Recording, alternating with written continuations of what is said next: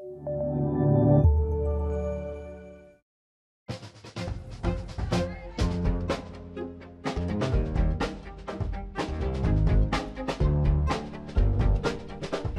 on KQED Newsroom, as the war in Ukraine continues, Californians find new ways to support those under attack from Russian forces. We focus a lot of our efforts on first aid, on tactical medicine. Also, we speak with former Senator Barbara Boxer about U.S. involvement in the conflict. And a look at the priorities that President Biden laid out in his State of the Union and what they mean for California. Plus, we take a close-up look at a 30-foot Oakland mural honoring the women of the Black Panther Party. Coming to you from KQED headquarters in San Francisco this Friday, March 4th, 2022. Hello and welcome to KQED Newsroom. I'm Priya David Clemens. As the second week of war in Ukraine unfolds, California's support for sanctions has grown. Governor Newsom called on the state's largest public retirement funds to stop investment in Russian companies and institutions, which would then curb the flow of money from California into Russia. And Apple has paused sales of its products in Russia, joining other Bay Area tech companies such as Google, Meta, and Twitter that are limiting access to their services in the Soviet country. Airbnb has offered free housing to 100,000 Ukrainian refugees. Ukrainians who live in California have also been rallying to support their homeland. We spoke this week with Ostap Korkuna, co-chair of the Bay Area-based nonprofit Nova Ukraine. Here is his story.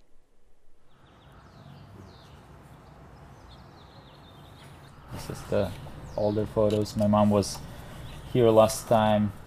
My entire family, except for the immediate family, my wife and my kid, all of them are back in Ukraine. My wife's entire family is still in Kyiv. A lot of people ask, like, is your family safe? I don't believe that there is a safe place right now in Ukraine. We see, rockets and bombs hitting civilian buildings, destroying them, hitting like kindergartens and hospitals. Most people I know, and including myself, never thought that the full-scale invasion will happen. But basically the worst thing happened. Bombings in every major city, troops advancing through the border. We're an all-volunteer organization. No one gets a salary. Everyone donates their time. A lot of people just are lacking basic things like food, water. We focus a lot of our efforts on first aid, tactical medicine that can provide help for people who are injured in the war action. So things like tourniquets. We are trying to secure a plane right now to send medical supplies. One thing that could really help is everyone who has access to things like warehouses, shipment facilities, anything like that, or maybe even to medical supplies. If people have those kind of connections and they can share those connections with us, those would be definitely helpful. And we see a lot of support. Every rally we do, we see more and more non-Ukrainians in them. I can't thank enough to the world for standing up with us. I'm sure we can do more, and everyone can do more. And this is one of the things we are trying to achieve with these rallies. We are trying to raise awareness, suggest action, mobilize people of the world to stop the war. In addition to private humanitarian aid, the White House is also seeking congressional approval for more money to help the people of Ukraine. The administration says it wants authorization of a $10 billion package for additional humanitarian, security, and economic assistance in Ukraine and the neighboring region in the coming days and weeks. To discuss the government response to the conflict in Ukraine, we're joined now by former California Senator Barbara Boxer, who comes to us by Skype from Palm Springs. Senator Boxer, thank you for joining us. Thank you very much for inviting me. Senator, we've seen that Russia has just taken control of the largest nuclear power plant in Europe. What are you most concerned about right now as you're watching events unfold there? I will be totally honest with you. My heart is breaking as I watch this war unfold. It is getting harder and harder to watch, but we have to, and we have to help. And I think the fact that Russia is in charge of a nuclear power plant is very nerve-wracking, because really what it's saying is that they are going to try and be in control of everything that the people need, whether it's power, whether it's water, whether it's food. This is what they want to do, is just choke off this country and its people. So it's a bad turn of events, and we all know how dangerous a nuclear power plant can be if there are radiation leaks and so on. There's a lot of fog of war around what exactly happened. And I think there are some who call it a war crime, that there was actually a fire at that site. So it remains to be seen what all the details are. But regardless of that, this whole thing is because of one man's desire to recreate the Soviet Union. And it's very important that the world stand against it. Do you think that America should be doing more to end this invasion? For example, should we ban the import of Russian oil to the U.S.? Well, there's two parts to your question. Should we be doing more to stop the invasion? You know, that lies in the hands of Vladimir Putin. And there are varying reviews of him right now as a human being, whether he is isolated, whether he has lost it. I don't think that I don't believe that these sanctions are going to make him stop, but I think what they will do is make the oligarchs around Putin so angry, so upset, that the more sanctions we do, the better. And yes, that would include, stopping Russian oil. And that means we need others to step up and produce. And I know that the Biden administration is working on that. But this is in the hands of a man who is living in the past, and it's very dangerous. We have started to see some limited reports of dissension in those ranks among the oligarchs that are around Vladimir Putin. California as a state has tried to take a stand where it can. Governor Newsom is trying to halt the flow of California money into investments in Russia. Some tech firms have said they're going to limit the sales of their products and services there. Do you think we can have an impact with these actions, or are they mostly symbolic? California definitely has an impact when we decide to do something, because we are larger than many nations, actually, in terms of our population, our buying power, and everything else, and all of the leadership that comes out of this state, from our universities, Silicon Valley, our entertainment sector. So yes, I think Governor Newsom is right to step up to the plate here, and whatever we can do to get the people around Putin to say, enough, you're destroying our way of life. You know, every day Russian forces are gaining more ground. If Ukraine falls to the Russians, do you believe we'll regret not sending American military forces into Ukraine? Here's the situation, and I think President Biden has stated it. We know Ukraine, is not in NATO. And we have sacred obligation and a moral obligation and a contractual obligation that if a NATO member is hit, we will be in it. But let's be clear-eyed about this. If we get into this war, it's World War III.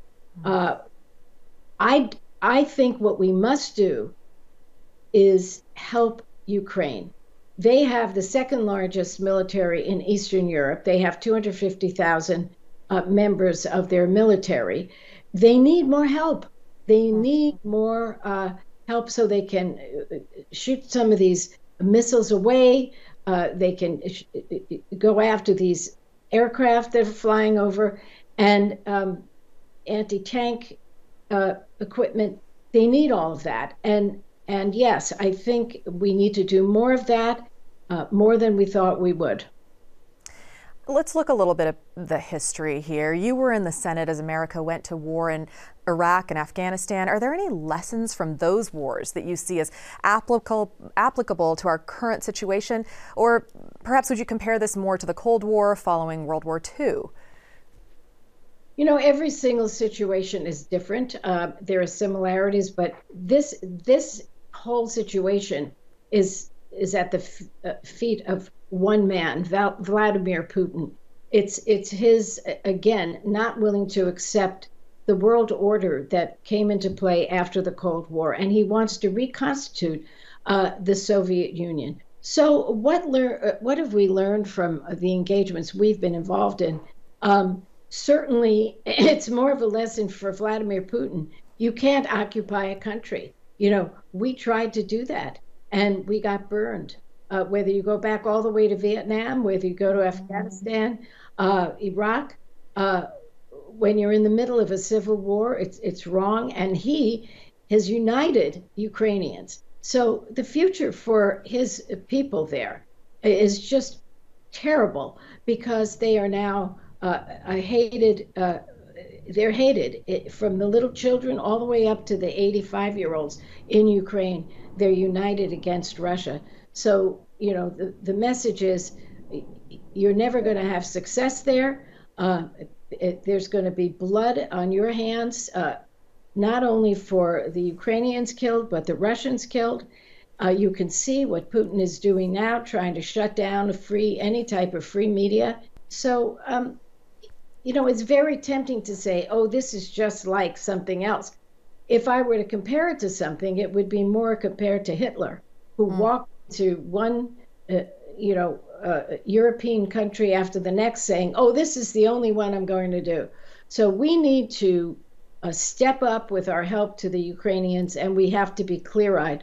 As long as Putin's around, you know, the world has to unite against him. You've tweeted a few times in recent days about President Trump's influence on the war in Ukraine. Here's one that you wrote recently saying, Ukraine tragedy is Putin's fault, but what emboldened Putin? 4 years of an autocratic American president who kissed up to him and dumped all over NATO. Thank you, POTUS, for standing up to tyrants. Of course, there you're speaking about President Joe Biden. Yeah. Do you lay the blame for Putin's invasion at President Trump's feet? No, I blame it at the feet of Vladimir Putin, but you would have to be kind of without a heartbeat and a pulse if you didn't notice that Trump revered Putin, said he was great, and Trump also did dump all over NATO. It was awful. And one of the first things that President Biden had to do when he got into office is call every single world leader in all over the world, but particularly those in NATO, saying, America is back. He actually said that. America is back. Because under Trump, his favorite leaders were these dictator tyrants, whether it was in North Korea or Russia, you name it, and others around the world. And it was a very dangerous time. And I shudder to think of what would happen if we didn't have a leader like Joe Biden right now. I want to turn to a different topic. You served for many years alongside Senator Dianne Feinstein. In fact, you two were elected together to the Senate in 1992, and you were the first female pair of U.S. senators representing any state at the same time. And sadly, Senator Feinstein's husband, Richard Blum, passed away this week. Do you have any thoughts or memories you'd like to share about Dick Blum? Dick Blum was a person who really made it in business and was very generous and gave back all over the world. He was known for being so charitable. And of course, he served on the Regents, and he was so proud of the UC system. And what I remember most about Dick is how supportive he always was of his wife. And if he heard someone said one bad thing, I mean, he was right in their face about it. So he was loyal and true and proud and not afraid to be proud of a very strong woman. I loved that about him. Senator Barbara Boxer coming to us this evening from Palm Springs. Thank you so much for your time and for your insight. Thanks. This week, President Biden gave his first State of the Union address. He praised the people of Ukraine for, quote, fighting back with pure courage and celebrated joint sanctions from Western countries on Russia.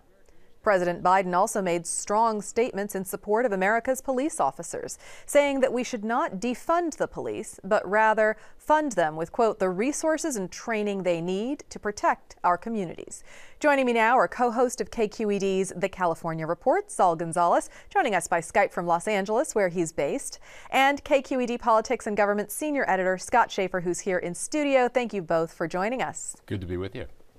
So, Scott, let's start with you. In his first State of the Union address, President Biden promised to, quote, inflict pain on President Putin. He was flanked, as we just saw in that video, by two San Franciscans, displaying once again kind of the role that Californians play in our federal government, a very pivotal role.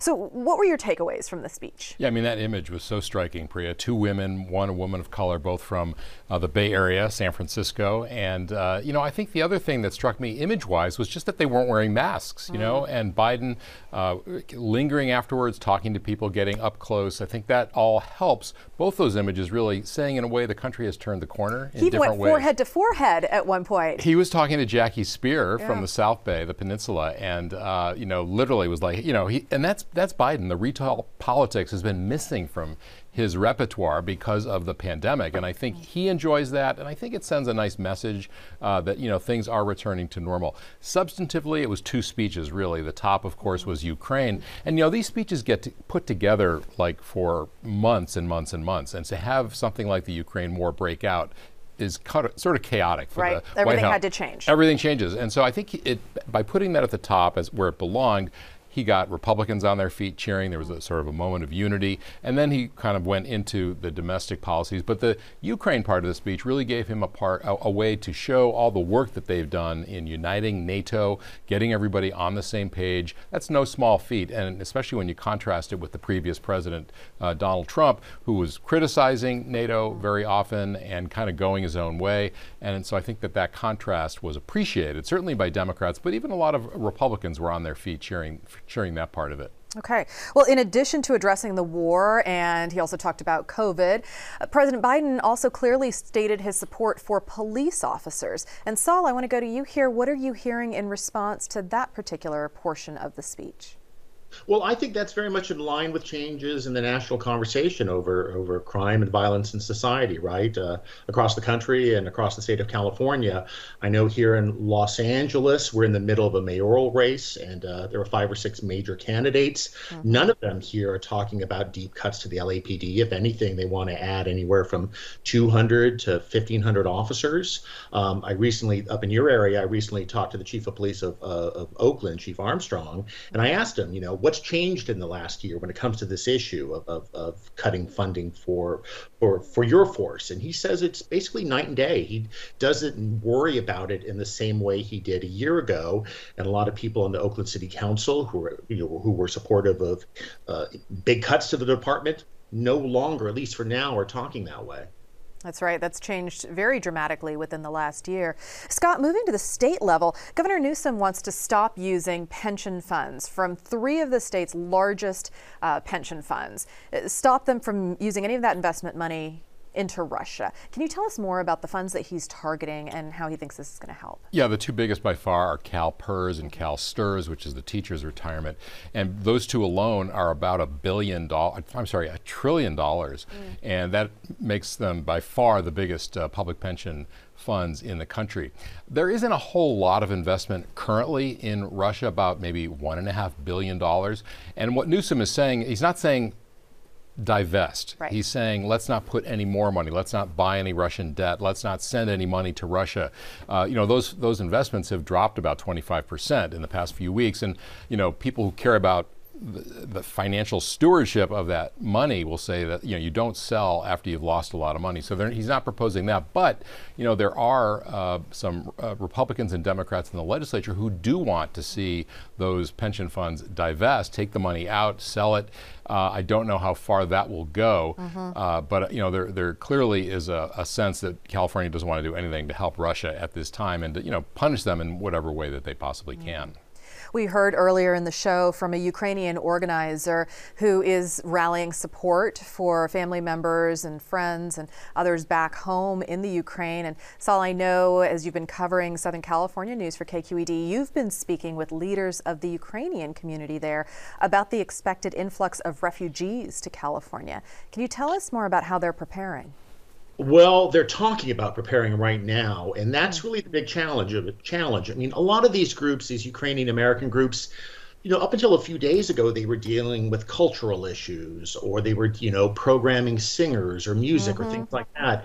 Now they're turning into kind of forums to talk about refugee issues, to talk about how to help refugees. So that's the challenge they face, because some number of Ukrainians who have fled Ukraine proper are probably going to end up here in California, end up in cities in Southern California, Northern California. So that's the challenge they face. How do they make that pivot turn to doing what they were doing 2 weeks ago, to helping a pretty sizable influx of refugees? They're also trying to open up lines of communication to other Eastern European groups here in like in the LA area in particular, talking to Romanian groups, Lithuanian, Estonian, Polish groups, to try to get their help and to form this kind of alliance of assistance here in California for the people when they arrive. I want to turn now to a plan that Governor Newsom put forward this week to assist people who are living in California right now who need help. And he's calling it a care court, or care courts, plural. This is a way to move people who are struggling with mental illness and other issues off of the streets and into supportive services. Scott, I mean, first blush, we're just hearing about this week. Does it seem like this plan is workable? Well, clearly it's meant to address a big problem. We've all seen here in the Bay Area and throughout the state people who are having mental health problems. Just yesterday I saw a person who had been screaming at somebody on the sidewalk walk into a Starbucks. I don't know what happened, but that it's frightening to people. And I think there's a growing consensus that there's nothing compassionate about allowing folks who need help to stay on the streets and to sleep on the streets. And so what the governor is proposing, and he would need the legislature to pass this, is to create these care courts in all of the 58 counties in California, where there would be an opportunity, a place for people who have severe mental health or addiction problems to go, to be sent, really, if a family member or an outreach worker or the court system says they can't care for themselves. And then they would be compelled into treatment. And they would also be assigned a public defender, which would address some of the civil liberties concerns. And that's, in the past, what has really struck down these efforts to compel people into treatment. Civil libertarians, disability rights advocates say, this could lead to all kinds of abuses. But I think assigning a public defender, someone to advocate on their behalf in the courts, might help. I do think that there is a growing consensus that something needs to be done, that what we've tried before, so much money gets spent on this problem, and it really has not gotten better. If anything, it's gotten worse. So we're going to see, just exactly what form this takes in legislation in the coming weeks. And Saul, you were on a call earlier today with major mayors of major cities here in California, and you're hearing support for this concept. To a person. I mean, the mayors of all of California's largest cities were on this call, except for the mayor of San Francisco. But everyone, to a man and woman, said, we strongly support what the governor wants to do here. A lot of them shared their own experiences. Like Scott just mentioned, we've all seen people having mental illnesses on the street. A lot of them had stories fresh from this morning when they encountered somebody who was having some sort of a problem mentally. And all of them feel that it is necessary. The question that I asked them that they weren't able to answer comprehensively, at least right now, is, well, what do you plan to do as a city? What can cities do? Well, what's going to be your role in this versus the state, versus the counties, particularly at a time where you're also trying to solve the homeless crisis generally, right? And with some successes, but also with some setbacks and failures. So how do you put this additional thing on your plate and get it all done? Right, perhaps provides an additional tool in that toolkit. All right, let's talk about gas prices, because gas prices are now averaging more than $5 a gallon for the very first time in California history. Saul, you've been talking with residents and business owners about the cost increase. Tell us what you're hearing from them. And going to the gas pump personally and seeing just how expensive it is. I think this is an issue where a kind of an abstract issue like Ukraine and international oil prices really hits home, right? We all, not all of us, but a lot of us go to the pump once or twice a week. That price is very, very clearly marked on a big sign, the way other prices aren't. So you react to that. I think it's just going to become a huge issue. You're already seeing a lot of commentary on Twitter from elected officials about whether this would be a good time to suspend the state gasoline tax. That's now about 51 cents per gallon of gasoline.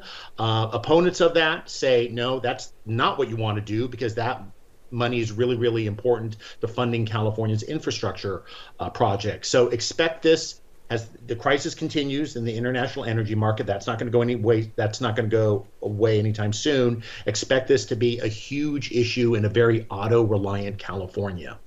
Okay. Well, this has been such an insightful conversation. The co-host of KQED's The California Report, Saul Gonzalez, thank you for coming to us from Los Angeles, and KQED Politics and Government Senior Editor Scott Schaefer, thanks for being with us tonight as well. Thank you. Thank you. It is time now for the final element of this evening's show, Something Beautiful. This evening, we're taking a trip across the bay to Oakland, where a public art installation by the West Oakland Mural Project is highlighting the vital role women played in the revolutionary Black Panther Party. Let's take a look.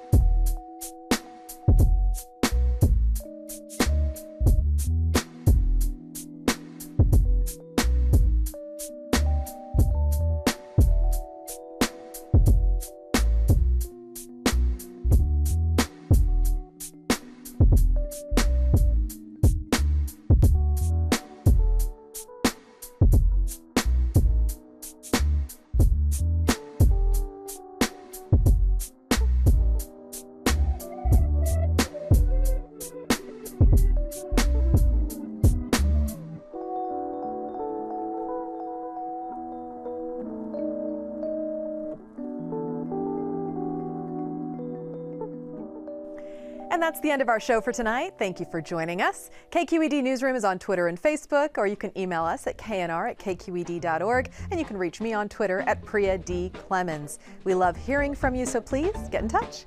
We'll see you right back here next Friday night. Have a great weekend.